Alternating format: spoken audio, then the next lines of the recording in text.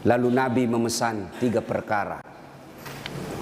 Nabi pesan pertama, jaga salat kalian. Nabi tidak bilang jaga pangkatmu, jaga rukomu, jaga hartamu. Tidak. Nabi mengingatkan, salatmu, jaga salat kalian.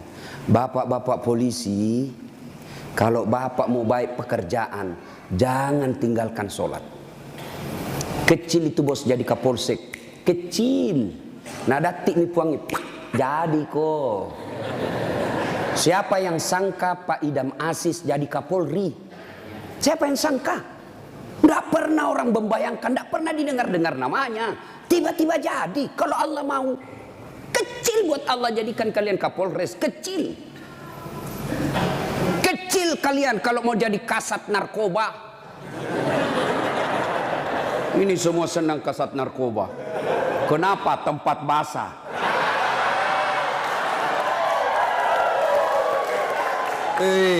Hati-hati Pak Polisi. Di tempat basah lah itu orang tenggelam. Tidak ada orang tenggelam kalau kering. Siapa suruh kau bilang gas-gas? Gas memang. Kita sudah tanda tangan MOU toh. Pak, kecil, sholat Pak. Kecil bapak punya bahagia. Ustadz, kenapa itu kasihan istriku nangomel aja nak kerja.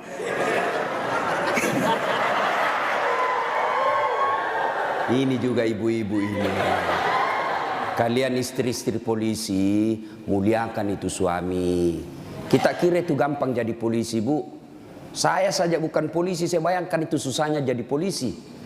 Masalahnya orang datang ke mana? Sentuh, kemana kamu? Kok nanti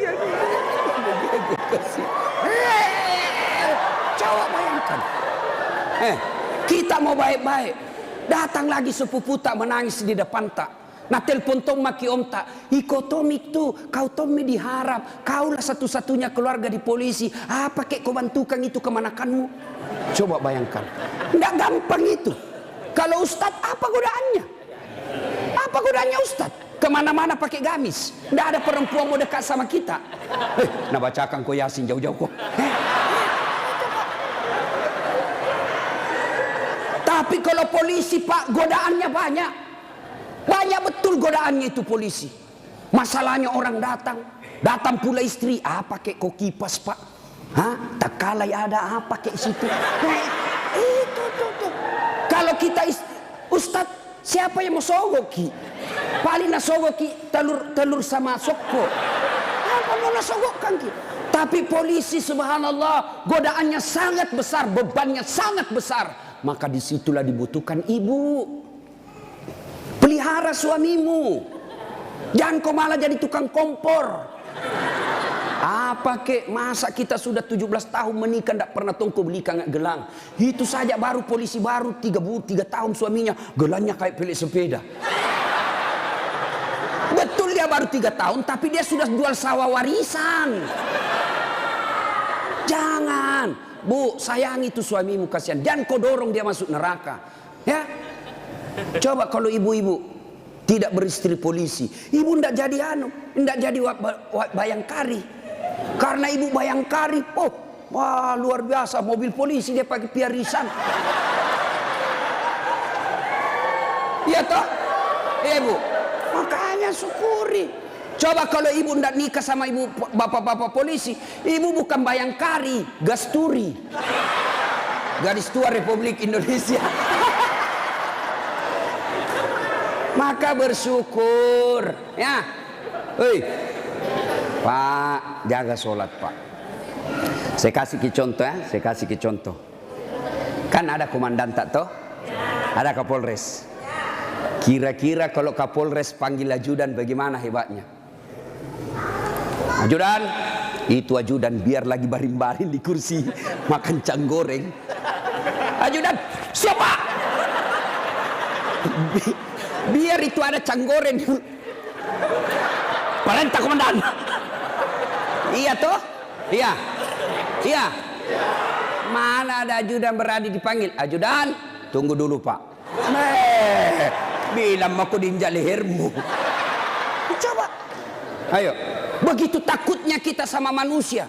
Padahal Kapolres paling lama 2 tahun. Mutasi lagi. Tapi begitu takutnya kita sama manusia. Tidak berani kita bilang tunggu. Lalu kenapa ketika azan berkumandang Allah memanggil kita, hayya 'alal falah. Hei Pak Polisi, sini kok, saya kasih kok kemenangan. Bapak tahu enggak itu artinya? Hayya 'alal falah. Itu artinya sini saya kasih kok kemenangan. Sini saya kasih kok kejayaan. Allah panggil kok, sini kok saya kasih jadi Kapolsek kok. Sini kok saya kasih kok jadi Kapolres, sini. Tapi apa jawaban kita? Tunggu, lagi meeting. Tuhannya suruh menunggu. Kapolres saja kau tidak berani kasih menunggu. Ini Tuhanmu kau suruh menunggu. Pantas 20 tahun kau jadi polisi, tidak bisa kau lepas dari kredit.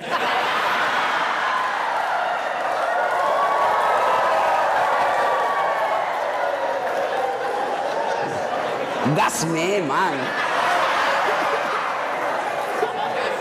Makanya, bagaimana hidupmu mau baik bos jadi polisi? Kau udah bisa cari muka sama atasan. Siap komandan, siap salah komandan. Bapak kerja sama manusia, 10 nasuruh ki kerja. Nih kerja ini 10, 9 yang cocok, 1 salah, yang salah na persoalkan. Bodoh memang kau ini. Coba, nah lupa itu 9 yang cocok, padahal 9 yang betul, 1 yang kau dosa. Nah, bodoh memang kau ini. Nah,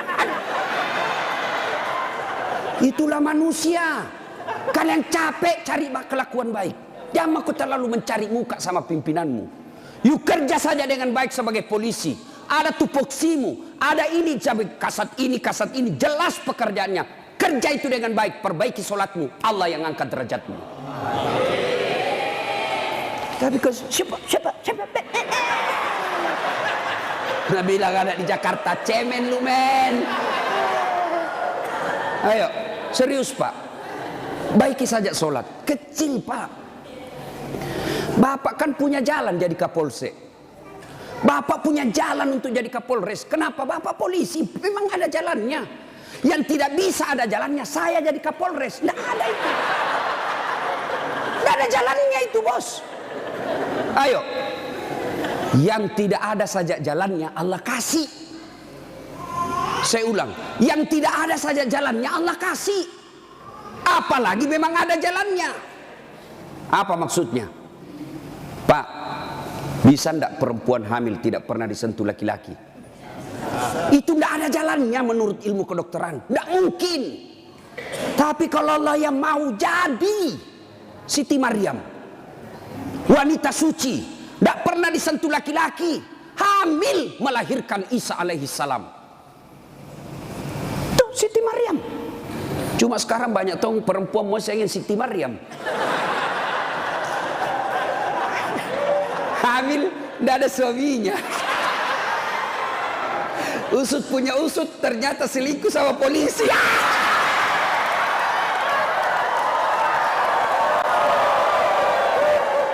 Gas memang. Kau bilang gas. Coba, makanya ku gas. Kasihan ini perempuan kau kasih begitu. Dia mau melapor ke polsek, temanmu itu datang pati melapor. Datang melapor malah dikasih takut-takut. Kau dapat pasalan pencemaran nama baik ini paling. Ayo. Pak, Bapak mau baik, perbaiki saja sholat. Saya kasih lagi contoh. Saya akrab sama Kapolres. Saya datang di Sidrap. Pak Kapolres, adakah di Sidrap ini cari-cari telur? Mau pengantin? Siap Ustadz, gampang. Kapolres telepon ajudan. Ajudan, itu Ustadz Dasat ada di hotel. Kau jemput, pakai Alparnya Aji. Kan ada Alparnya tahu Pak Kapolres. Tapi punya teman. Nah, bawakan telur. Selesai masalahku soal telur. Kenapa? Saya akrab sama komandan. Sebaliknya ada orang dari Makassar, tidak pernah ketemu Kapolres, tidak pernah kenalan, tidak pernah didengar namanya. Assalamualaikum Kapolres. Saya ada di Sidrap ini, saya cari-cari telur, pinjam dulu mobil tak Pak. Siapa nak telepon Kapolres? Kapolsek, tangkap itu. Hah? Tangkap dia. Tidak pernah kenal, penipu pasti itu, penipu, tangkap. Begitu juga Bapak. Tidak pernah sholat, sholatnya hanya hari Jumat, itu pun paling terlambat datang, paling cepat pulang. Orang khutbah dia tidur, pas bangun kamat dia bilang, aliran apa ini masih tidak ada khutbahnya. Bukan aliran apa, kau mati dulu. Ayo, tiba-tiba dimutasi, tidak ada tempatnya yang bagus-bagus, stres, jadi berdoa ya Allah. Capek mak ini jadi polisi Tuhan. Kenapa hidupku tambah susah Tuhan? Nah bilang Tuhan malaikat, karena dia sudah capek jadi ke polisi, sekali cabut nyawanya.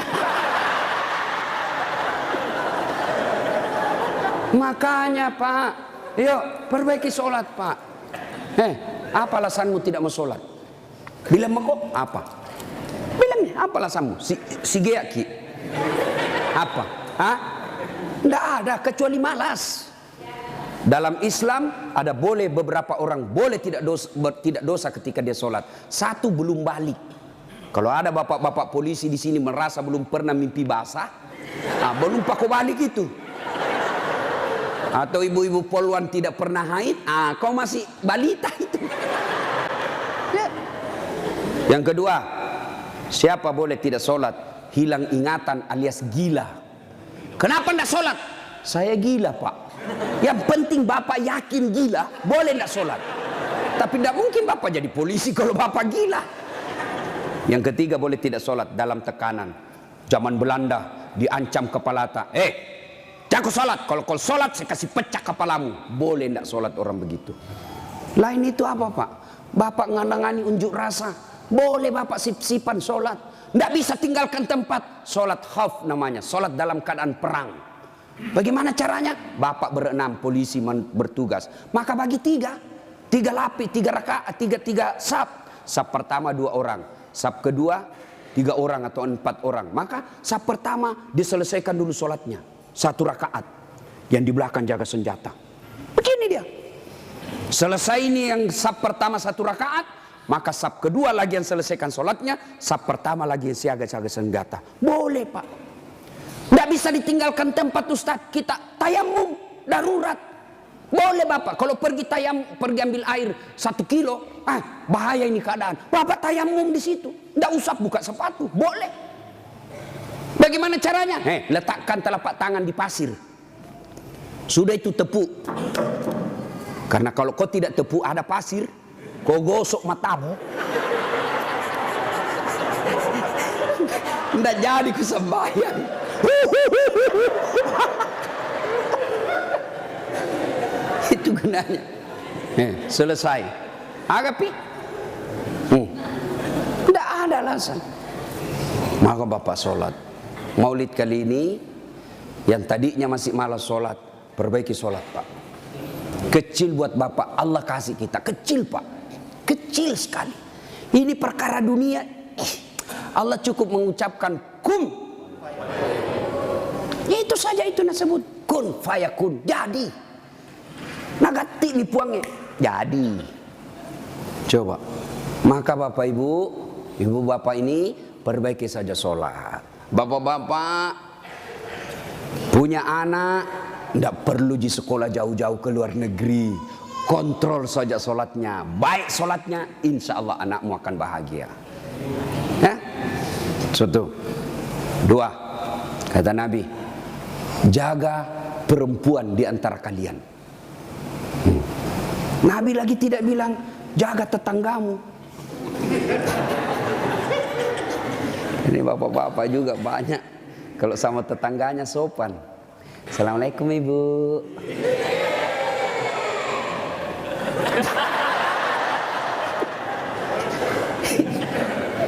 Ibu, kita ini sebenarnya laki-laki tergantung istri. kalau istri kita baik, sopan bicara, tidak mungkinlah kita macam-macam. Datang mama tak kuhormati, datang saudara tak kumuliakan, pasti kita berpikir, baik sekali istriku ini. Belum tentu saya dapat perempuan lebih baik dari ini. Ya sudahlah, saya sabar saja menghadapi ini. Tapi kau suka kau ngomel, malas, datang mertuamu tidak pernah enak mukamu. Baru 1 jam duduk kau bilang kapan kau pulang mak.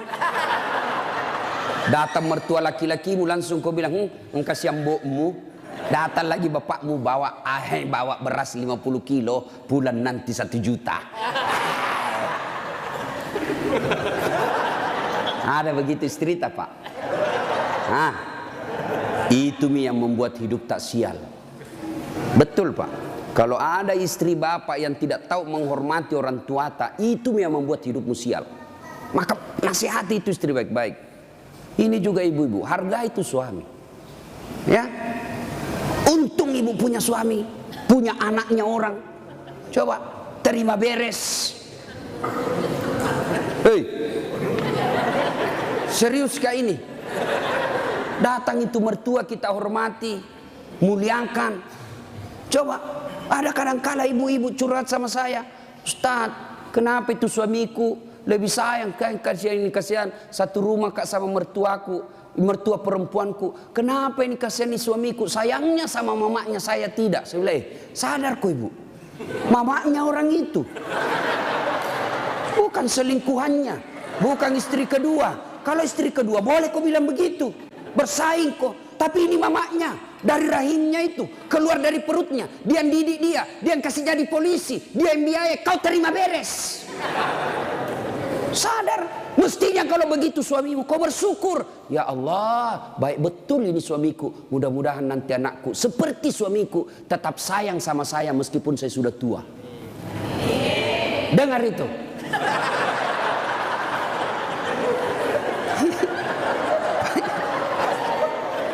Mentong kita ini pun, hei, coba lihat kasih yang ini polisi. Di jalan ngirup udara kotor.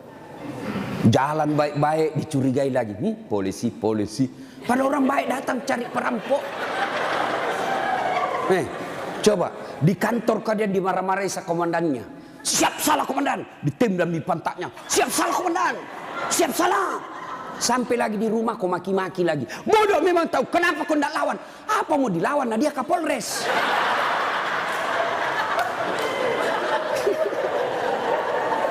Lihat toh, ini kasih muka-muka susah semua ini kasih ini polisi. Coba lihat. Enak tong itu kalau pulang suamimu kau sayang-sayangi, kau masakan kesenangannya. Tidak bisa tiap bulan, sekali seminggu lah. Ya. Paling tidak ketika kau terima gajinya, kau telepon itu suamimu. Pak, jangkit makan di luar. Hari ini saya masak kesenangan tak untuk kita pak. Tanam maki, spesial hari ini. Salam sayang selalu dari istrimu di rumah.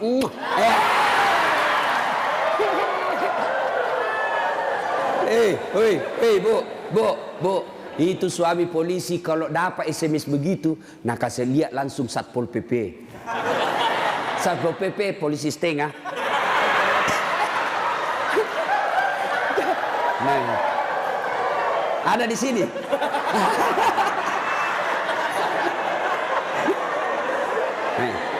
Apa nak bilang?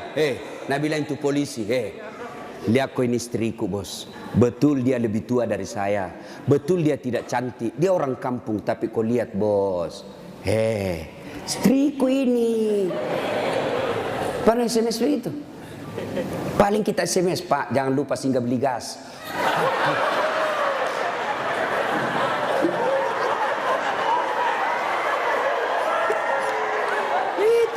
Itulah susahnya jadi suami.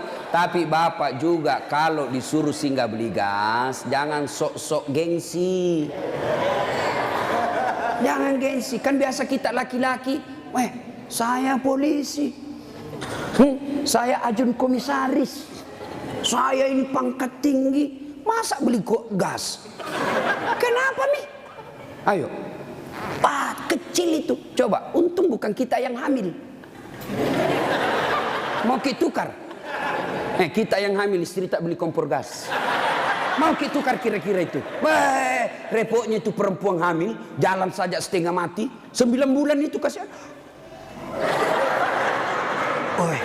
Melok ni masuk. Coba itu perempuan kalau hamil, duduk aja setengah mati, harus pakai standar samping. Lama itu, mapanguju tuh kasih kalau melek tudang. Coba kalau bapak langsung saja begini, selesai. Maka ketika yang begitu, bapak ikhlas saja, itulah pengabdian kita kepada istri. Ya, tenang. Itu Nabi Pak 11 istrinya. Tapi tidak pernah ada istrinya mengatakan menyesal saya nikah sama kaum Muhammad. Bapak satu menderita lahir batin. Itu Nabi Pak, Nabi kalau minum sama istrinya, dia kasih begini, minum, kasih lagi istrinya, satu teguk, kasih lagi istrinya. Begitu romantisnya Nabi. Dan hebatnya itu kalau Aisyah minum di sini bibirnya, itu nak cari Nabi. Coba Pak Kasat begitu. Minum bekas bibirnya istri. Bau na mulutmu.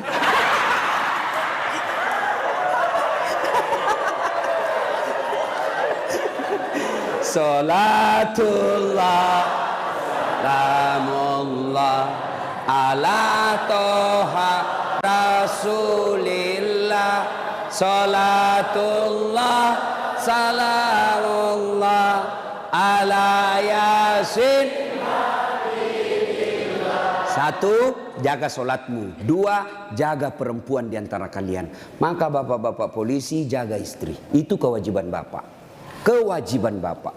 Biar bapak hitam jidat gara sholat, Senin Kamis puasa, tahajud tiap hari, tadarus tiap maghrib. Tapi istri tidak pakai jilbab, istri tidak sholat, istri tidak puasa Ramadan. Maka bapak dulu yang masuk neraka. Ku ampusakum wa akhlikum nar.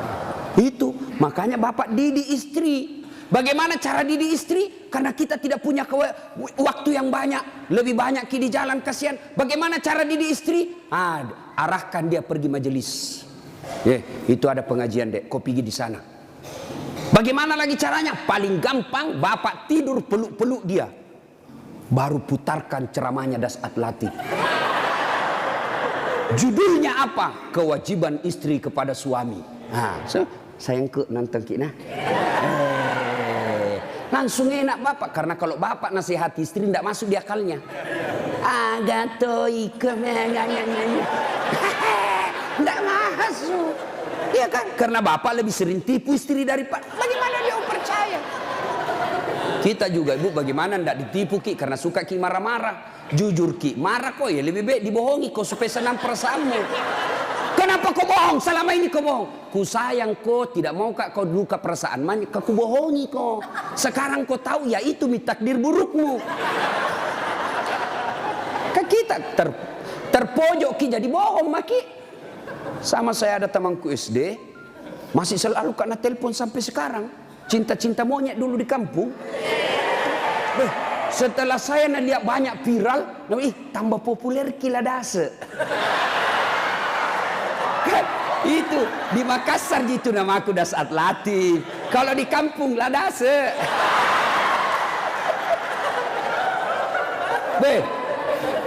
Dia selalu lah telepon saya. Nggak enak kan? Nah tahu istriku, bawi perasaannya istri saya hormati sekali istri saya. Saya terima. Nggak enak. Saya blokir. Nah bilang Kak nanti sombong. Terpaksa ku tulis di situ HP ku namanya penjual batu bata. Jangan kau shooting ibu, nanti sampai sama istriku. Bunyi itu telepon. Nah lihat istriku, Ustaz, ada panggilan tak? Dari siapa sayang? Penjual batu bata. Wah.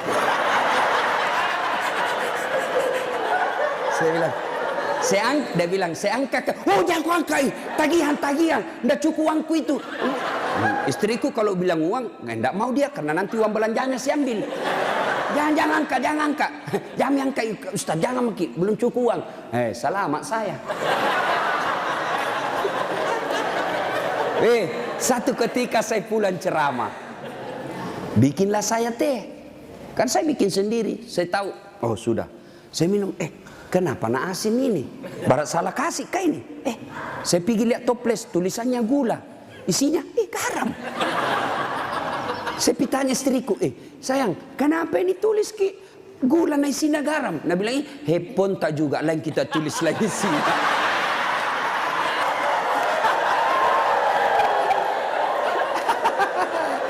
Ibu, sudah tahu rumusnya toh?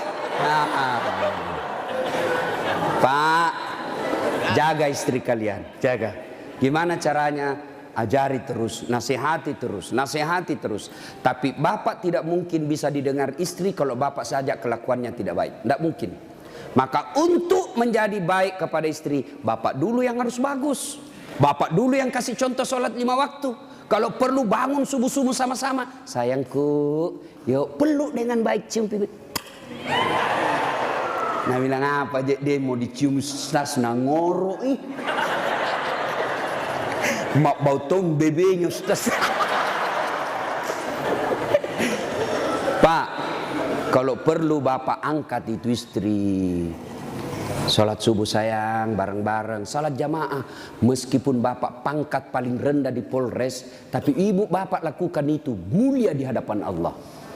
Angkat istri, ayo sayangku, salat bareng-bareng, berjamaah, bapak imam, istri makmum. Jangan baca yang susah-susah, yang pendek-pendek saja. Ya? Karena yang susah-susah nanti tidak mau sampai.